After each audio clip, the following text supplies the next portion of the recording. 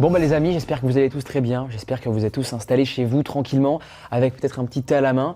J'espère que tout le monde se porte bien chez vous, j'espère que vous allez aussi bien, Zoé, Nathan et Maxence. On va se raconter, comme vous connaissez à fort sur la chaîne, pour ceux qui regardent les vidéos. J'espère que tout le monde regarde les vidéos ici. J'imagine que oui, sinon vous ne serez pas là, ce serait un peu logique. On va se raconter voilà, des petites histoires qu'on a vécues. Moi, je vais raconter aujourd'hui l'histoire d'une abonnée. Toi, Zoé, c'est quoi la phrase qui définirait ton histoire, pour un petit peu plonger les gens dans l'ambiance? Étrange apparition.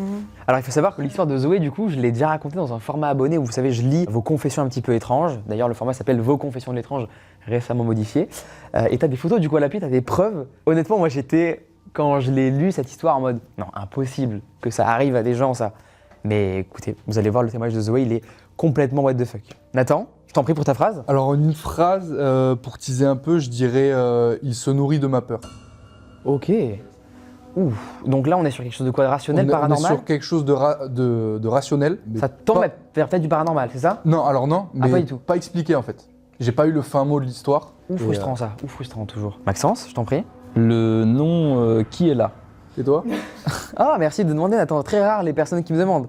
Alors moi, c'est une histoire que j'ai déjà racontée il y a très longtemps de ça, mais honnêtement, je l'ai très mal racontée. C'était à l'époque, donc je me suis dit que je vais un peu remettre voilà, au beau jour cette histoire. Moi, je dirais l'entité de mon garage, tout simplement. Donc on est sur du paranormal, quelque chose que je n'ai pas su expliquer à une époque, et j'espère que vous saurez me donner des théories, et les amis aussi en commentaire, si vous êtes chaud. Les amis, je profite que tout le monde ait disparu pour vous parler aujourd'hui du sponsor de cette vidéo qui n'est tout autre que BetterHelp. J'ai pu traiter, si vous avez vu les amis récemment, de sujets assez sérieux, très lourds sur la chaîne, notamment l'histoire de Loana, la star du loft que vous connaissez sûrement, qui a été détruite dans sa vie personnelle comme dans sa carrière. On parle là d'une histoire qui touche la santé mentale. Mais cette histoire, ce n'est pas vraiment la seule personne à l'avoir vécue. Vous êtes aussi beaucoup à vivre ça. Des périodes de déprime, de deuil et des phases d'anxiété. Tout le monde dans sa vie traverse ce genre de phase, et moi le premier. Et en vrai, ce n'est pas vraiment grave, ne culpabilisons pas. Parfois, c'est même une étape nécessaire pour aller vers du mieux. Moi, je vous avoue que c'était surtout à l'école que j'avais ces phases un petit peu anxieuses par rapport aux notes, voilà, ça me stressait pas mal. J'ai eu la chance, grâce à ma mère, de voir plusieurs psys et trouver la bonne personne, celle avec qui tu te sens compris,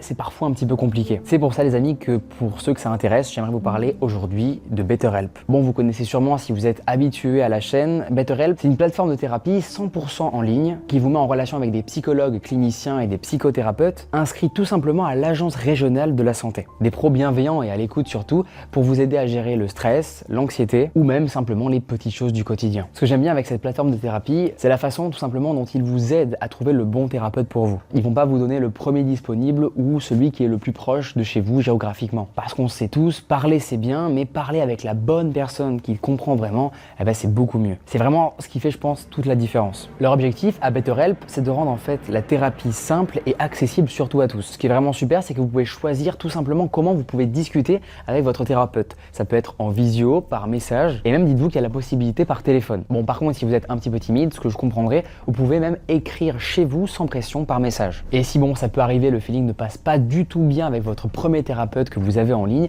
vous pouvez changer sans frais et même sans aucune justification.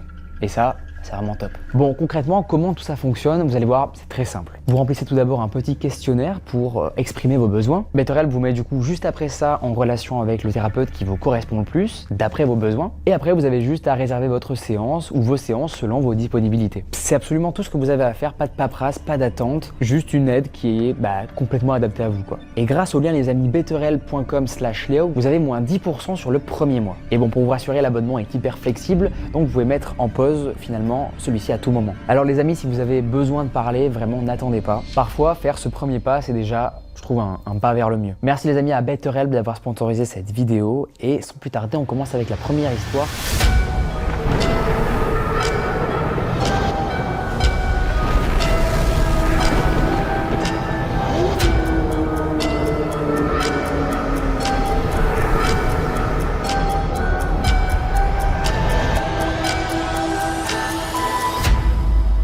Écoutez, qui veut commencer un petit peu à raconter son histoire? Moi, je suis le dernier parce que je préfère que vous passiez avant. Je me mouille pas trop. Nathan, t'es chaud de commencer? Bah allez. Bah allez, go, lance-toi. Alors donc du coup, comme j'ai dit avant, mon histoire elle est rationnelle. Donc elle se passe en région toulousaine. Donc j'habite plus à cet endroit. Donc ça se passe dans une maison, dans un petit village assez reculé de la région toulousaine, et dans une maison qui elle-même est assez reculée par rapport à ce village. Donc ça va être important pour la suite. On est en 2015, donc j'ai une dizaine d'années à peu près. Voilà, c'est là où mes parents commençaient à me laisser un petit peu seul à la maison. Donc moi, ça m'inquiétait pas du tout parce que j'ai été briefé très jeune et très bien d'ailleurs sur le fait qu'il faut pas parler aux inconnus, il faut pas ouvrir à n'importe qui, on n'accepte pas l'invitation de n'importe qui. Donc vraiment, je suis briefé là-dessus et j'ai eu les discussions vraiment nécessaires avec mes parents. Et je pense que ça m'aura bien servi pour ce qui va se passer par la suite.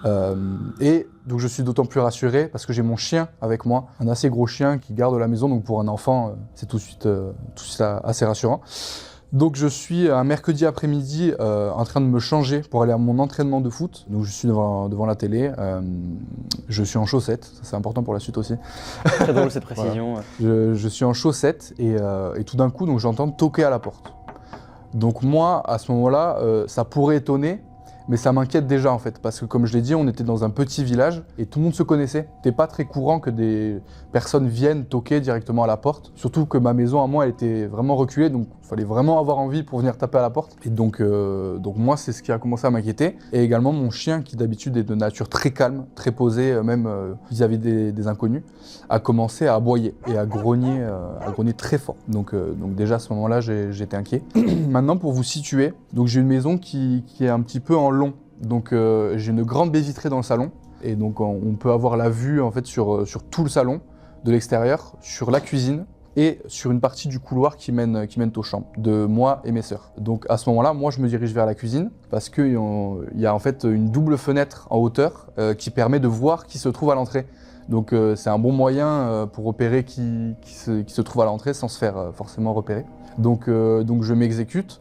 Je prends une chaise parce que la fenêtre est assez haute, donc moi j'étais trop petit à l'époque, donc je prends une chaise, je passe ma tête et je vois en fait un homme avec un visage très fermé qui m'a longtemps marqué, vraiment un visage très fermé, très vide aussi. C'est vraiment un visage, moi, surtout pour un enfant de 10 ans, qui moi m'a inquiété. De quel âge âgé il était? Une quarantaine d'années. Okay. Une quarantaine d'années, assez sale avec des marques sur le visage. Voilà, quelqu'un à première vue d'assez sale. Et c'est vrai qu'en plus, quand on a 10 ans, en étant enfant, on a le jugement un petit peu facile. Donc c'est vrai que moi, à première vue, ça m'a inquiété. Donc moi, je reste pétrifié devant cette scène. Donc je ne bouge pas ma tête de la fenêtre, avec mon chien qui aboie toujours à côté, donc ça me stresse encore plus. Et l'homme, petit à petit, va se mettre à toquer de plus en plus fort à la porte. Et à un moment donné, s'arrête, il fait 2 pas en arrière, il regarde à gauche, à droite, comme s'il scannait la maison, scannait les alentours, voir s'il n'y a pas des gens qui passent à côté. Il va scanner les environs et il finit par lever la tête vers la double fenêtre. Et je pense qu'à ce moment-là, il m'aperçoit. Vous verrez par la suite, je pense qu'il m'aperçoit. Mais j'ai directement baissé la tête au moment où il a levé les yeux. Et là, dans ma tête, je me suis dit, mince, il y a la baie vitrée qui est juste à côté de l'entrée, qui donne sur tout le salon et toute la cuisine. Donc en fait, si la personne fait quelques mètres, elle va me voir. Et donc moi, je préfère psychoter un peu trop et être trop prévoyant que pas assez. Donc là, je saute de la chaise, je tombe parce que je glisse et que je suis en chaussettes. Donc avec le stress qui monte, je me réfugie dans le couloir qui mène aux chambres, à ma chambre et à la salle de mes sœurs. J'attends 3 minutes que mon chien se calme et il finit par me rejoindre. Et au bout de ces 3 minutes, je me dis bon, je vais revenir dans le salon pour voir si la personne est partie. Donc je retourne, je passe quand même la tête au cas où. Et là, donc je me refige et en fait je vois l'homme avec le regard très fermé, sa tête appuyée contre la grande baie vitrée, une main sur la baie vitrée et ses doigts qui tapotent sur la baie vitrée. Mais mec, c'est trop étrange comme Voilà. comportement de faire ça. Et devant un enfant d'ailleurs, il te voit du coup. alors, justement, donc je sais pas s'il m'a vu de base, mais je le vois, il fait le même mouvement que précédemment, il scanne en fait les pièces. Et donc je vois, il regarde la cuisine, le salon, le couloir où je suis, où j'ai ma tête. Et à ce moment-là, pareil, je suis pétrifié, donc je bouge pas. Et nos regards se croisent. Et là, je ne fais rien, je continue de le regarder, et son visage très fermé, très froid, avec le regard très vide, se transforme en sourire. Oh putain. Mais pas un sourire amical comme on pourrait se faire vous et moi, un sourire sadique. Un sourire sadique. Et j'ai fait une comparaison, c'est comme en fait un sourire de clown. Comme Pennywise un peu, ouais, dans le âme, délire, ouais. sans âme et inquiétant quoi, en me fixant. Et en continuant de taper, j'ai vraiment ce bruit dans ma tête, je l'ai eu longtemps, des doigts qui tapent contre la baie vitrée pendant qu'il me regardait. Et donc il m'a pas décroché un mot. C'est pour ça qu'avec le recul je me dis, c'était forcément pas une personne bien attentionnée. Parce que en voyant, j'ai l'impression qu'il souriait en fait, plus il me voyait effrayé, et plus il souriait en fait. C'est pour ça que le titre, il se nourrit de ma peur. Et donc moi, au bout d'un moment, je vois mon chien qui commence à réaboyer. Et là, mon sang, il fait qu'un tour. Je vais dans la chambre de ma petite sœur, parce qu'en fait, elle a une fenêtre, donc tout au rez-de-chaussée. Hein. Vous l'avez compris, c'est une maison en long. Elle a une fenêtre qui mène à l'arrière de la maison. Et en fait, donc cette maison, elle mène à un grand talus qu'il faut escalader pour ensuite arriver vers le centre du village. Donc j'hésite pas une seule seconde. J'ouvre la fenêtre, je saute. Je regarde pas derrière moi, j'escalade le grand talus et je prie pour qu'il n'ait pas le temps de me voir et de savoir que je suis parti. Et donc à ce moment-là, j'arrive devant la maison de chez mes voisins, qui était justement en haut, et je tambourine de toutes mes forces sur la porte pour que quelqu'un m'ouvre. Personne. Donc là, je pars, je cours sans savoir où aller, et à un moment donné, je suis essoufflé, j'arrive plus à courir, avec la peur en plus. Et je me dis, il y a mon école pas loin. Et mon école, je me souviens qu'elle est ouverte le mercredi après-midi, parce que avec les enfants qui se font garder le mercredi après-midi. Donc je me dis, elle est ouverte. Donc j'y vais, je le rappelle en chaussettes hein, toujours. C'est fou. Je le Ce rappelle. 100 francs en chaussettes. Hein. Voilà, je vais à l'école, j'ouvre le portail, je monte, je vais voir les animatrices et je m'effondre complètement. Donc toute la pression qui redescend, je me dis ça y est, je suis en sécurité. Et j'explique tout ce qui s'est passé. Alors bien ou pas, je sais plus. Je vais pas vous mentir parce que avec mon état de choc, j'étais dans un tel état de choc que je me souviens plus si j'ai bien raconté. Et une personnelle qui était chargée du nettoyage appelle mes parents et a décidé, et ça c'est une action que j'ai trouvée très bizarre, et m'a dit viens, on retourne chez toi, on va voir. Avec toi du coup. Avec moi. Terrible cette Et personne. c'est une action que, en fait, avec le recul, je me dis mais c'est tellement pas la bonne chose à faire. Tout l'inverse de ça. Et heureusement que du coup j'y retourne avec elle. Et donc elle voit, on passe par l'arrière de la maison, aucune trace d'effraction, donc pas de vitre cassée, pas de porte forcée. Et on voit du coup la fenêtre que j'avais laissée ouverte, avec des traces de pas qui n'étaient pas là avant, avec des traces de pas donc d'hommes, d'adultes, tout autour de la maison. Voilà. Il a essayé de faire le tour. Et aucune trace d'effraction. Donc la fenêtre était ouverte. Je suis parti, donc j'ai laissé la fenêtre arrière ouverte. Donc il aurait pu rentrer, prendre ce qu'il voulait, mais aucune trace d'effraction. Peut-être il a remarqué que j'étais sorti, il s'est dit il va appeler la police, donc il est parti. Mais aucune trace d'effraction. Mes parents sont arrivés par la suite. On a fait le tour de tout le village en voiture, selon la description que je leur avais fournie, pour justement essayer de retrouver la personne. On a demandé à des personnes, aux voisins, s'ils n'avaient pas vu quelqu'un, et rien. Rien. Volatilisé. Et donc ce qui est bizarre, c'est qu'il n'y avait pas de voiture.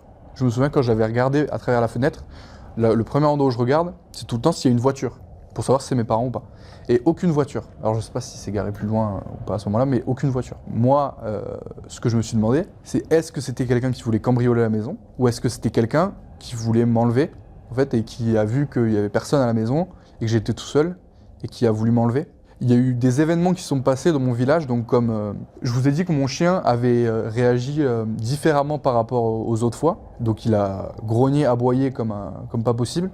Et la dernière fois qu'il a fait ça, c'était il y a pas longtemps avant que l'histoire se passe. Il a aboyé très très fort parce que mes voisins du haut étaient en train de se faire cambrioler. Donc c'est pour ça que moi, j'ai une des théories qui est peut-être il voulait cambrioler et qu'au final il est parti parce qu'il a vu que j'avais sauté par la fenêtre et que potentiellement j'allais appeler la police. Donc il s'est dit ça sert à rien. Ah mais c'est pas tellement le comportement d'un cambrioleur, c'est ça Mais qui me perturbe, tu vois. Et en fait, alors il y a eu plusieurs histoires, donc vraies. Hein. Il y a eu des rapports, la police qui ont été appelés sur des affaires comme ça. Il y a eu plusieurs personnes de mon âge, donc notamment une amie de ma grande sœur, qui a failli se faire enlever, qui habitait pas très loin de chez moi, et elle a vu quelqu'un, elle attendait le bus pour aller à l'école, et elle a vu quelqu'un s'arrêter en fait à côté d'elle, lui demander de monter, et elle a pas voulu, elle a eu peur, elle a couru jusqu'à chez elle, le mec l'a suivie en voiture, en camionnette, vous savez les camionnettes blanches très clichés, des kidnappings. Ben, c'était ça. Ouais, heureusement qu'ils sont aussi clichés comme ça, on peut vite y retrouver Voilà. quoi. Et donc elle, direct, elle a eu peur, elle a tracé jusqu'à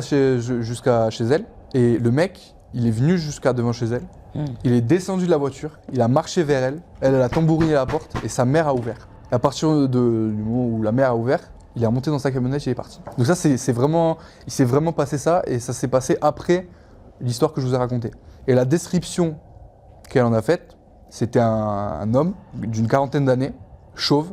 Donc je ne l'ai pas dit, mais la personne était chauve. C'était un détail, mais la personne était chauve. Donc alors ça peut être un profil similaire à ce qui m'est arrivé, mais ça concorde. Que ce soit à côté, bizarrement. que ce soit la même histoire. Donc moi, j'avais ce truc de, est-ce que c'est quelqu'un qui voulait cambrioler la maison ou est-ce que c'est quelqu'un qui voulait me kidnapper en fait. Et moi, je penche plus sur le kidnapping parce que voilà, il prenait du plaisir en fait à me voir apeuré et à me regarder quoi. J'imagine que tu dois encore avoir l'image de ce gars qui te sourit. Je l'ai eu pendant effrayant. longtemps. Moi, c'est vraiment l'image de la tête posée contre la baie vitrée. Putain, même ses doigts comme ça. Et son regard qui Quelle scanne horreur. en fait toute la maison. Quelle horreur. Et donc voilà, c'était mon histoire. Bah merci Nathan pour avoir raconté ça. Vraiment, on peut t'applaudir, bravo Nathan.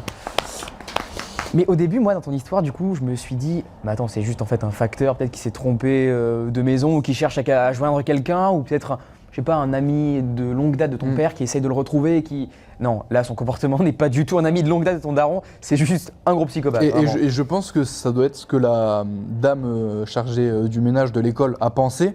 Ouais. Peut-être que j'exagérais, que c'était voilà, peut-être juste quelqu'un qui voulait une information ou quelque chose et qui m'a ramené là-bas en fait. Alors que vraiment, il a eu des agissements bizarres envers moi en fait. Alors, ça m'a mis vraiment pas bien, pour une vraie histoire, parce que je m'imaginais vraiment toute la scène, tu l'as raconté super bien, bravo Nathan.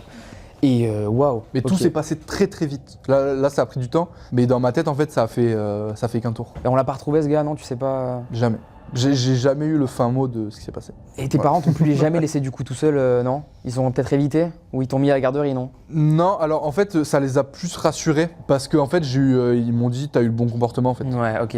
Le mec, il t'a vu, il a vu que t'étais dans la maison et en fait, t'es parti. Mais en vrai, heureusement que tes parents t'ont bien éduqué et qu'ils t'ont vraiment inculqué, enfin, Parce ces que si valeurs-là, j'avais quoi. ouvert direct la porte, ben voilà. Bonjour, ah mince, ouais. Paf, horrible, ouais, ça aurait été vraiment tragique de fou. Donc voilà. Heureusement que t'es là pour le raconter, Nathan, merci beaucoup. Exactement. Et ça permet de faire de la prévention, ça c'est vraiment très cool. Bah merci Nathan, et écoutez, on peut passer à l'histoire soit de Zoé, soit de Maxence. Zoé, D'accord, merci. à toi. Alors, déjà, mon histoire, elle se passe dans le Grand Est.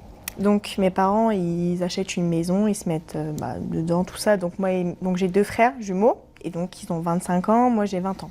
C'est à peu près pour situer la différence d'âge. Donc, on a 5 ans de différence. Donc, on habite dans cette maison, et en 2010, à peu près, ils viennent se séparer. Donc, ma mère, elle prend un appartement, et mon père, il garde la maison. Donc, mon père, il vient rencontrer une autre femme.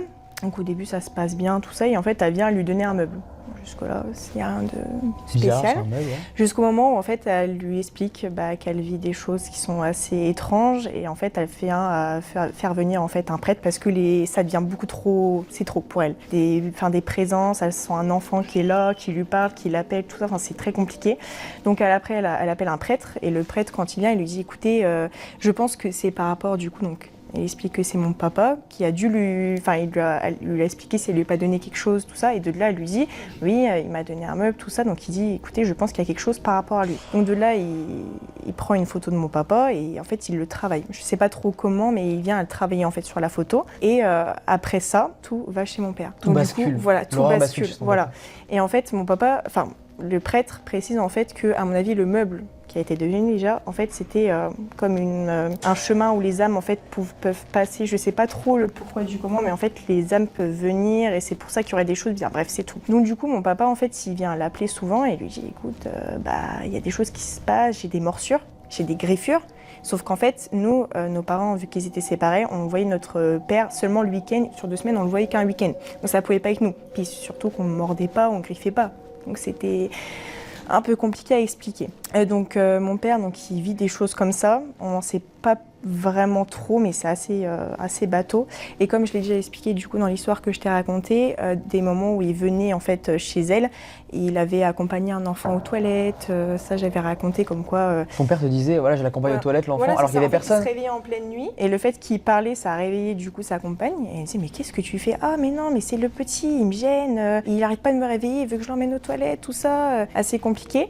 Et du coup, en fait, il se lève il descend en toilette, il remonte, et je me souviens du coup que j'ai demandé donc, à sa compagne à ce moment-là, je lui ai dit mais il était éveillé ou pas? Elle me dit ah oui, il était vraiment réveillé. Elle me dit j'en suis sûre, je prête ma main à couper qu'il était réveillé. Donc pas somnambule. Ouais, on aurait pu penser à une crise de Voilà, c'est ça. somnambulisme. Mais non, il était inexplicable. vraiment réveillé. Et après, c'est déjà arrivé aussi qu'il parle d'un crime d'une femme qui était décédée dans les maisons aux alentours, mais beaucoup de détails, tout ça. Et je sais qu'il a refusé d'en parler. Il dit en fait, c'est beaucoup trop violent. C'est hors de question, je peux pas. En fait, je pense que ça l'a tellement traumatisé, les détails l'ont tellement traumatisé qu'il ne voulait plus. Et quand il t'en parlait, vraiment, il était touché dans sa voix, tu sentais qu'il y avait un truc? Ouais, c'est ça. Il y avait quelque chose d'étrange. Ok. Donc du coup, mon père en fait a fait venir un prêtre, vu que du coup il avait des griffures, tout ça, plein de trucs assez étranges. Et nous, il faut savoir aussi, quand on venait le week-end, on n'était pas très bien. Moi, j'avais peur du haut et mes frères aussi. Je sais pas pourquoi, c'est souvent en haut des maisons. J'ai l'impression qu'il y a des choses qui étaient bizarres.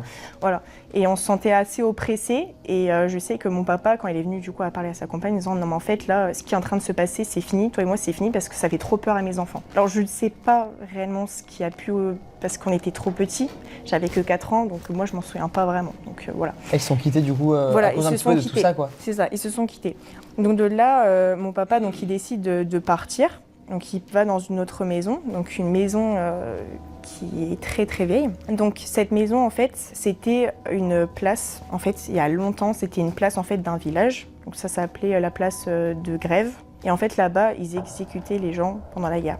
Ah oui, mauvais endroit pour Voilà. une maison, quoi. Déjà. Ensuite, en 1890, il y a une bâtisse qui a été, donc en fait la maison elle a été construite, donc il y a eu différents propriétaires et en fait il y a eu un propriétaire d'un bar, en fait sa femme l'a trompé et il s'est suicidé dans cette maison, donc il s'est pendu dans cette maison. Donc nous quand notre arrière-grand-mère a repris cette maison, parce que du coup en fait c'est une maison de famille qui a été rachetée, quand notre arrière-grand-mère est venue et en fait a appris ça, elle a mis en fait de l'eau bénite sur tous les murs pour être sûre en fait qu'il n'y ait pas de soucis. Donc jusque là tout va bien. Donc à un moment donné nous donc, on emménage et il y a mon frère du coup qui en fait monte au grenier. Donc en fait il monte toutes les affaires, il les monte tout en haut au grenier. Et les premiers allers-retours, ça va, il n'y a rien, enfin, c'est une vieille maison, mais c'est tout.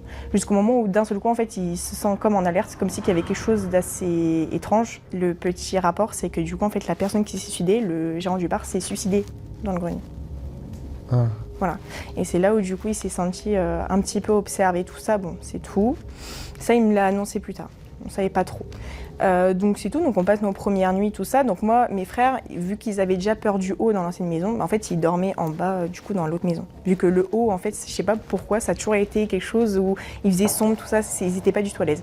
Donc du coup mes deux frères dormaient en bas, et moi et mon père on dormait en haut. Et un matin, du coup on se lève, puis on les voit pas très bien, tout ça, et puis on leur explique, on dit qu'est-ce qui vous arrive, tout ça. Mais on sait pas, on a entendu des gros bruits en haut, quelqu'un qui courait, tout ça. On dit mais c'est bizarre, mais comment ça peut être possible? Enfin, je veux dire, si jamais c'était moi ou mon papa, on serait entendu. Et vraiment des gros boum boum. Donc on se dit bon, c'est étrange, mais bon, on peut se dire c'est peut-être des animaux, tout ça, voilà. Et quelques week-ends plus tard, il y a notre tante et notre grand-mère qui dort aussi en bas.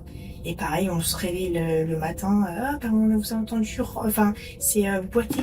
On vous a entendu boiter, marchant, boitant, mais pourquoi en fait? On se dit, non, ça ne doit pas être nous. Pourquoi on s'amusant en pleine nuit à faire ça? C'est des coïncidences qui sont un peu bizarres. Et aussi, une nuit, un soir, on était tous en famille, tout ça, et puis d'un coup, un gros boum. Mais un gros boum, comme un placard, je sais pas, qui tomberait, une armoire qui tomberait, ou, et un gros, c'est violent. Voilà, pas juste un petit truc léger qui tombe, vraiment un gros boum. Donc mon père m'attend pour monter en haut, rien. Absolument rien n'a bougé. Au niveau du toit, non, je sais pas. Les tuiles ou. Ouais, mais le problème c'est qu'ils ont tout regardé, il y avait pas de. C'est chelou. Mais c'était pas un petit boum léger, c'était vraiment quelque chose comme si que limite quelqu'un sautait fort en fait. On n'a jamais pu savoir, c'est tout. Donc moi j'avais pas trop vécu de choses, et mon papa je savais qu'il vivait des choses, mais il voulait pas m'en parler parce que vu que j'étais jeune. Voilà, il a voulu préserver un petit peu. Voilà, c'est ça. Et à un moment donné, un soir, donc on était ensemble, tout ça, puis on regardait la télé, puis à un moment donné, on entend quelque chose. On entend quelque chose d'assez aigu, tout ça. Il arrête la télé, ça continue. Donc on comprend pas. C'est qu'est-ce que ça peut être? Et là, du coup, on l'entend comme une petite voix et on discerne le à l'aide. Le problème, c'est qu'on peut pas savoir exactement, mais c'était vraiment tous les deux, on a entendu à peu près la même chose, le petit à l'aide. Dans notre chambre, à côté de vous? Non, vraiment, c'était à quelques mètres, mais il y avait rien en fait. Enfin, on voyait rien, mais c'était à quelques mètres en fait. C'était vraiment proche de nous, mais Enfin, je sais pas, c'était très léger. Donc ça nous a mis un peu bizarre. Et de là, vu que du coup on a vécu tous les deux les choses, ils m'ont dit, écoute, bon bah, vu que t'as vécu les choses, etc., si tu veux, je peux te montrer les autres choses que j'ai vues. Donc il avait un matin, il me semble, il s'est réveillé, et en fait il avait une trace de main à côté de lui. Et c'est comme de l'eau qu'on aurait mis sur une main, de l'huile, qui aurait été posée comme ça à côté de lui. Sauf qu'il n'y a pas, enfin, il l'a mesuré, il l'a comparé, mais en fait, il n'y a pas, en fait, on n'arrive pas à trouver de...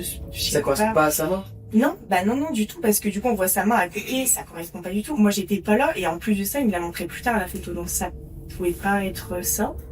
Donc, des événements assez étranges, tout ça. Et donc après, mon papa est venu à des étés. Et moi, je venais en fait toujours dans la maison. Je venais encore, etc. Donc, je voyais déjà que ma chienne, souvent, elle avait tendance à regarder en l'air. Quand elle était dans la cour, elle regardait souvent en l'air, en fait, au niveau des fenêtres. Et juste, elle regardait. Et c'est tout. Elle la voyait pas ni rien, juste un peu la sensation qu'elle était craintive. Mais on savait pas de quoi. Chose On qu'elle ne voyait rien. faisait pas avant, genre? Enfin, dans la maison qu'on avait avant, non, parce que notre chienne, on l'a eu en fait aussi dans l'autre maison. Il n'y avait jamais eu rien. Mais là, dans cette maison-là, elle regardait souvent en fait les fenêtres. Bon, je sais pas pourquoi. Et ensuite, donc moi, je venais toujours en fait dans cette maison, vu que ma grand-mère en fait y habitait avec mon papa. Bah en fait, je lui dis, bah écoute, je viens toujours comme je faisais en fait les week-ends quand je venais voir papa. Sauf qu'un soir, donc déjà, moi, toutes les nuits que je passais là-bas, c'était compliqué parce que j'avais des insomnies. Je me sentais très observée. J'étais pas à l'aise du tout. Donc moi, après, j'ai arrêté de dormir là-bas. Et encore aujourd'hui, ma grand-mère, elle y habite. On ne parle pas forcément en fait de tout ça, on ne lui pose pas de questions parce qu'elle est déjà rationnelle, très rationnelle, et elle a horreur de ça. Forcément, elle vit toute seule dans cette maison. Elle n'a pas forcément envie qu'on lui parle de ce qui se passe d'étrange. Logique, la pauvre, quoi. Enfin... Voilà. Sauf qu'une fois, elle nous a raconté qu'en fait, elle avait touché comment c'est les croix. Les crucifix? Non, c'est pas un crucifix, c'est comme un collier. Un chapelet. Voilà, elle a trouvé un chapelet qui était à l'entrée et qui était à mon papa. Elle l'a touché et elle a eu tout un frisson très étrange, je sais pas comment dire, comme si qu'elle avait touché l'électricité, je sais pas trop. Et elle m'avait dit, je suis sûre que c'était ton père. Elle me dit, j'en suis sûre. Elle me dit, je voulais le déplacer. Elle me dit, j'y toucherai plus jamais. Et le dernier truc aussi, souvent qu'elle vient nous répéter, c'est qu'elle voit souvent des ombres passer dans la cour. Elle me dit, j'ai l'impression vraiment qu'il y a des personnes. Et elle me dit, je suis sûre, vous me prenez pour une folle, mais je vous assure qu'il y a des ombres qui s'amusent à passer comme ça. Voilà. Putain, ok, fou. En vrai, tes explications, je sais pas. Maxence, il a dit une théorie par rapport au gros bruit. Ouais, que ça pourrait être le Je pense que c'était peut-être le vécu, on pourrait dire, karmique du lieu, où la personne qui s'était pendue se serait retombée, en fait. C'est la scène qui se rejoue. Voilà, la scène qui se rejoue perpétuellement. Tant que la personne n'a pas réussi à sortir de ce que je pourrais appeler un mood, elle revit la même scène, juste avant de mourir. Maxence, c'est quand tu veux voir ton histoire, on t'écoute? Je rentre de soirée, du moins de mon boulot. Je commence à retirer mes affaires, simplement. J'avais le manteau de mon travail, un manteau... long, parce que j'étais encore dans les pompes funèbres à cette époque-là. Je travaillais à ce moment-là dans les pompes funèbres, d'accord. Voilà. Je commence à faire la cuisine, ma compagne m'aide, et au départ, on entend comme des craquements dans les murs, comme des grattements. La soirée continue.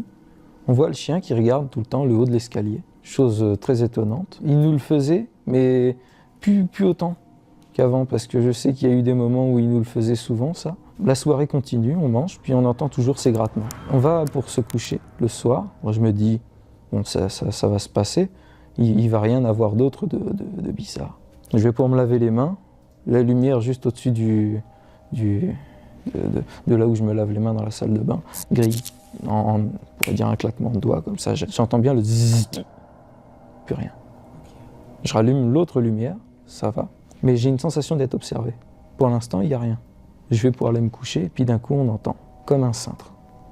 Notre dressing était ouvert, les cintres ne bougeaient pas. On avait vu dessus, on était à deux à voir ça. Qui tombe ou qui juste bouge comme ça? Qui bouge, mais là, il ne bougeait pas. Derrière, nos voisins, parce qu'on était dans un lieu assez ancien, derrière chez nous, c'était une salle de bain. Il n'y avait pas, parce qu'on avait déjà visité avec les propriétaires le château dans lequel ils sont. Et il se trouve que c'était une salle de bain, sans dressing, sans cintre, sans rien. Et on entendait des bruits de cintre toute la soirée. Toute la soirée. On a entendu des bruits de cintre. On s'endort, on réentend ça, et puis comme des bruits de pas dans le couloir. Ça venait vers notre chambre. Des petits bruits de pas. Mais des fois ça court, des fois juste ça marche. Mais ça s'arrête. Pile à l'entrée de l'escalier ou alors à l'entrée de la chambre. C'était quelque chose d'assez on pourrait dire, angoissant. On s'est réveillé vers 3 heures du matin parce que ça continuait. On a entendu comme un espèce d'éboulis et plus rien. Vers 6 heures du matin, ça recommence. Puis la sonnette d'en bas qui se mettait à retentir.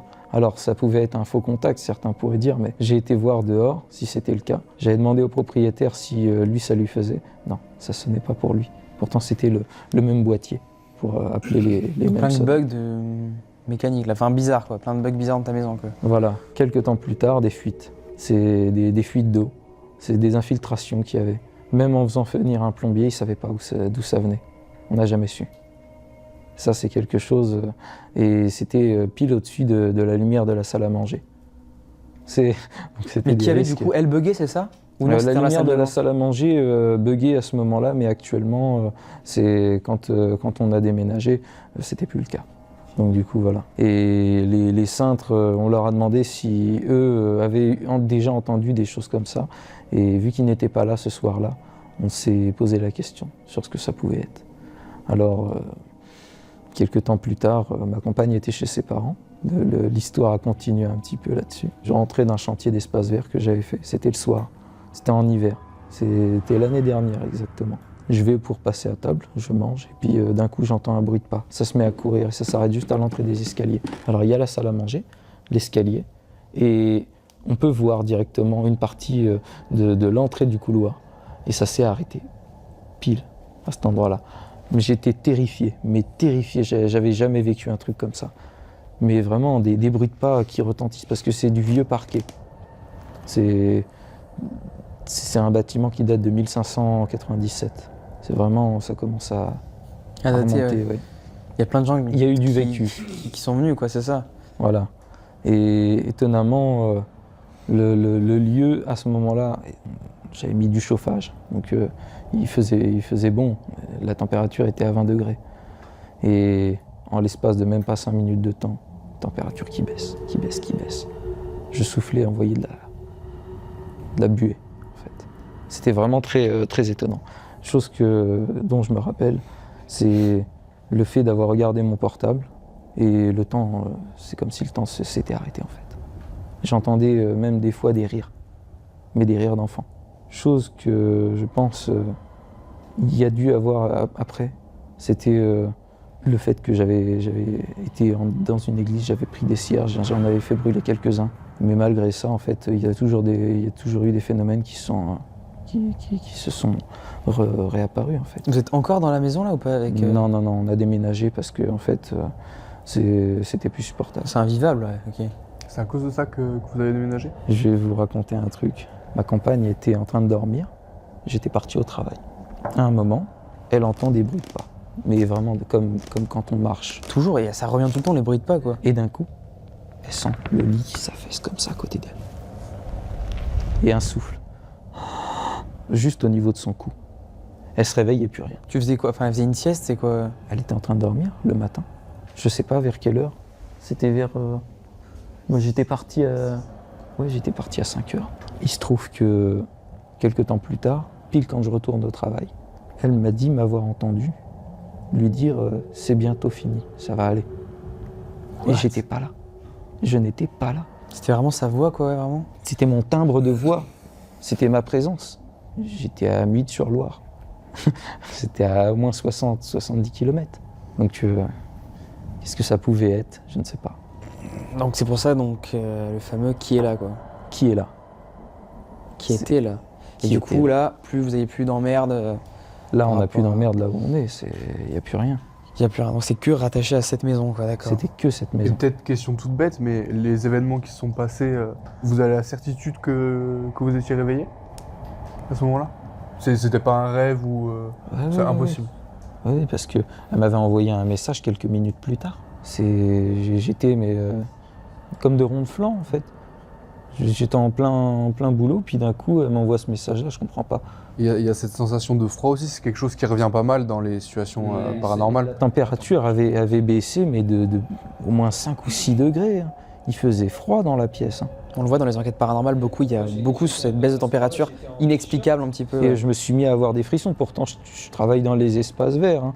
Comme je disais tout à l'heure, hein, mes mains, c'est mon CV. Quand on est en espace vert et qu'on est en extérieur, on n'a pas froid. Au bout d'un moment, on s'y habitue au froid. Mais là, c'est comme si j'étais dans un frigo, en fait. Les gros frigos de cuisine, hein, c'est les chambres froides. Hein. J'avais l'impression d'être littéralement dans une chambre froide. Voilà. Waouh. Bah là, je suis sur le cul, comme on peut dire, hein, finalement, parce que là, Quand on vit des phénomènes paranormaux, quand on sait que c'est paranormal, il n'y a pas de doute. Ouais, non mais c'est très bizarre, ouais. Écoutez les amis, merci beaucoup pour vos histoires. Si vous voulez bien, je vais vous raconter maintenant la mienne. Alors du coup, c'est une histoire personnelle que j'ai déjà racontée moi sur ma chaîne YouTube dans le premier épisode des histoires en gros des abonnés. Sauf que je trouve que je l'avais pas trop bien raconté à l'époque, donc je décide, voilà, aujourd'hui je me lance, de la raconter à nouveau avec une meilleure élocution. J'espère que j'ai pris un peu de level entre temps, mais voilà, avec des idées beaucoup plus fraîches qu'à l'époque. Parce que vous connaissez, premier tournage un peu stressé, donc pas forcément bien raconté pour l'époque, quoi. Donc, il faut savoir que cette histoire, je vais la vivre dans la maison de mes parents. Alors, mes parents, dans leur vie, ils ont eu deux maisons. Une plutôt simple, quoi, ils l'ont construit eux-mêmes, rien de bizarre ne s'est produit dans celle-ci, comme ils l'ont construit eux-mêmes. Et bon, à part si, il y a eu un événement un peu bizarre, mais ça, en vrai, c'est un peu anecdotique comparé à ce que je vais vous raconter après. À la construction de la maison, ils ont retrouvé un carton sur le chantier avec des poules mortes, voilà. Mais comme ça, pour aucune raison. Bon, c'est pas finalement paranormal, juste peut-être des gens qui leur voulaient du mal ou qui, je sais pas, voulaient se débarrasser de quelque chose. Bref, pas important pour la suite de l'histoire, mais voilà. Du coup, ils avaient une maison à Toulouse et une deuxième où ils vont du coup, qu'ils vont du coup aussi acheter. Et cette maison, moi, je m'y suis jamais bien senti depuis quelques temps, surtout en bas. En fait, il y avait une sorte de garage. En fait, c'était une sorte de garage-grenier en fait, qui était pas du tout sain.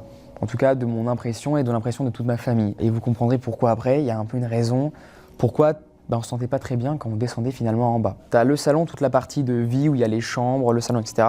Et vous descendez les escaliers, vous avez le garage et une partie un peu grenier où on stocke un petit peu n'importe quoi, où il y a c'est un peu un fourre-tout, quoi.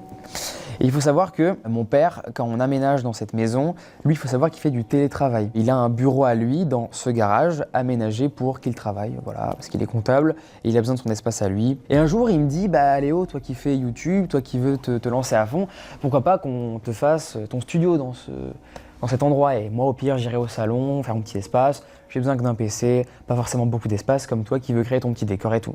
Trop sympa le daron, je suis trop content. Donc, je me dis trop cool, je vais avoir mon espace, mon petit studio. Parce qu'il faut savoir que du coup, dans ce garage, il y avait la partie où on pouvait garer la voiture et une sorte de petite dépendance où il y avait une pièce en gros où je pouvais mettre mon décor, du coup, l'ancien bureau de mon père. Donc, je suis trop content. En revanche, je m'y sens pas bien, quoi. Dès que je descends, il y a cette ambiance lourde, pesante. Mon frère n'y allait jamais, mes parents pas souvent, à part mon père pour couper du bois, mais ça s'arrêtait vraiment là, quoi. Mais moi, je suis tellement déterminé sur YouTube que j'ai vraiment envie d'avoir mon espace et tourner mes vidéos en haut, donc dans ma chambre. Vous connaissez, je suis un petit peu gêné avec le truc, donc je me dis j'aurai vraiment mon espace en bas, je pourrais crier, faire ce que je veux, personne ne m'entendra, c'est parfait. Donc un jour, j'emménage tous mes petits cartons, je descends tout ce qu'il y avait dans ma chambre au sous-sol. Jusque-là, tout se passe bien, j'installe mon petit décor, mon petit setup. Là va arriver un événement assez particulier. Pour vous expliquer, à ce moment-là, dans la maison, il y a mon frère qui est dans sa chambre, moi qui suis du coup au garage en train d'installer un petit peu tout mon setup, et on a mon père qui est en haut en train de faire à manger.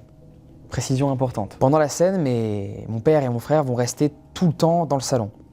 Enfin, à l'étage, quoi, je veux dire. Précision importante. Donc, je fais mon truc à moi, j'installe un petit peu de tout, etc. L'agencement, vous connaissez. Et là, j'entends mon père dire « À table, Léo !» Donc, moi, j'entends ça.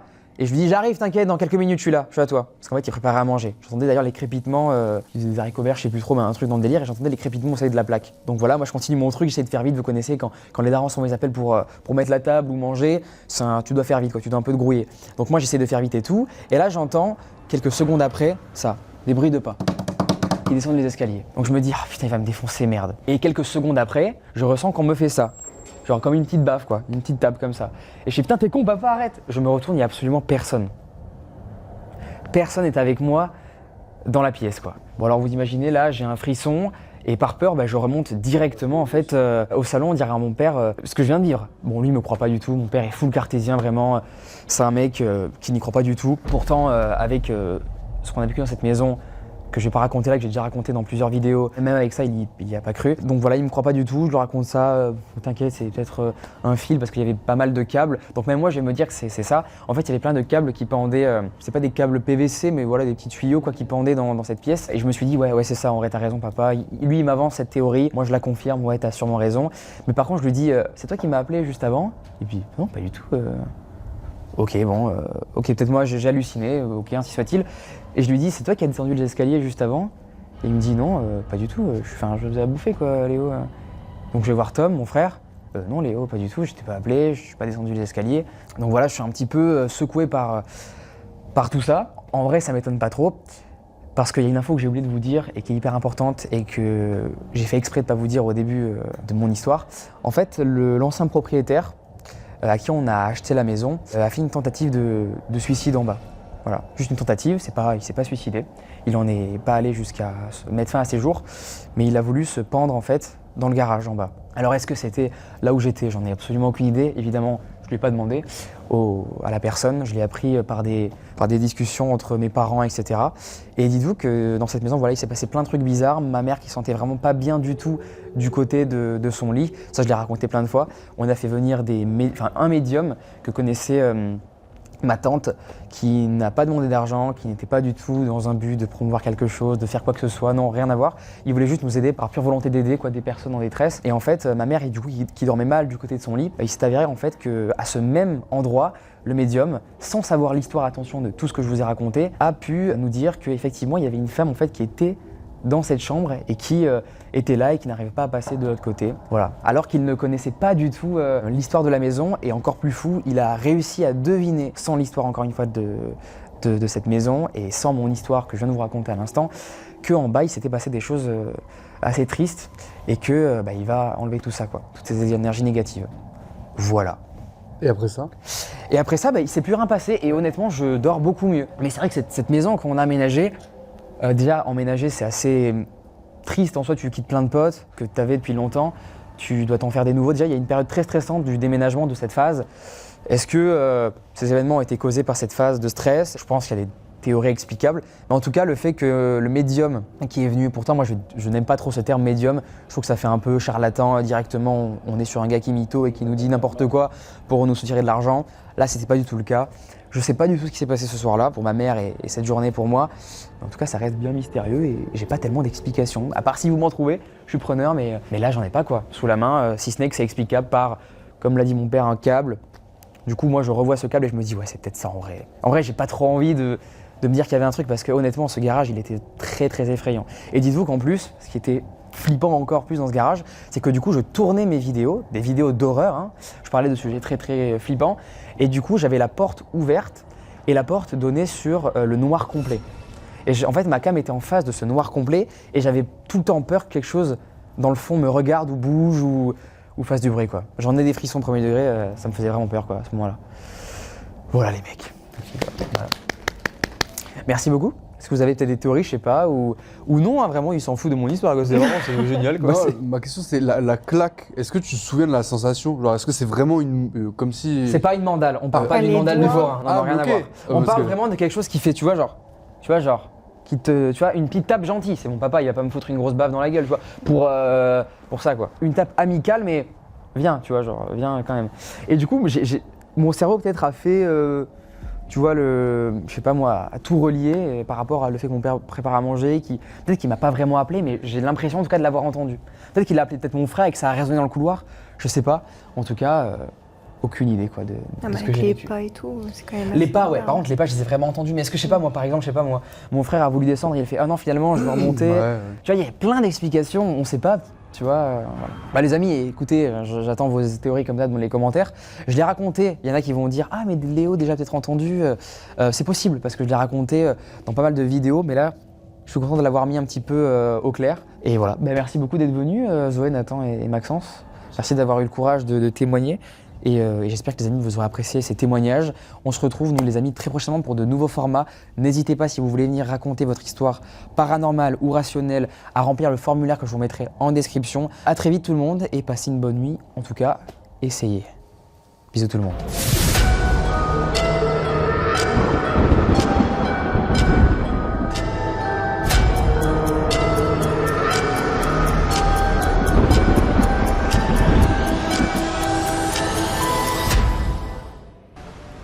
god.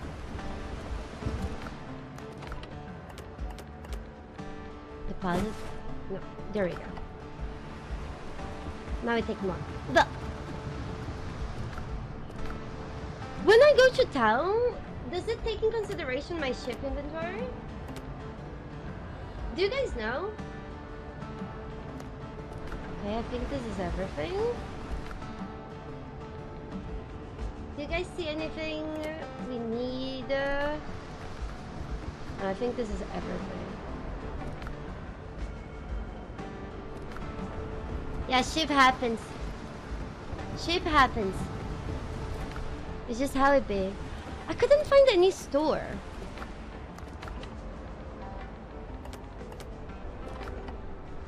Hold on. I think so, Crazy Mist. Hold on, this is the wood I took out. We go. Helm's yours, Captain. We go.